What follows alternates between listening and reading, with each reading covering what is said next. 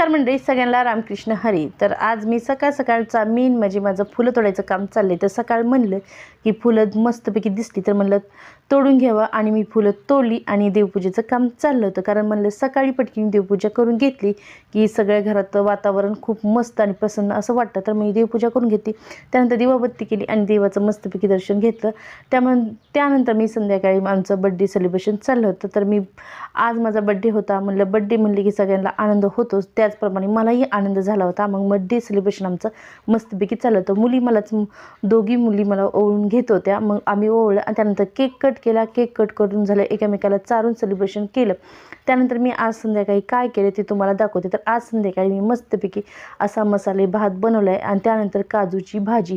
तर घरगुती अशी पद्धतीने मी बनवलेलं आहे. आणि त्यानंतर जेवण झाल्यानंतर आम्ही आंबे कट करून खाणार आहे. तर आम्ही कट करून खातो. तोपर्यंत तुम्ही जाता जाता सबस्क्राईब नक्की करा.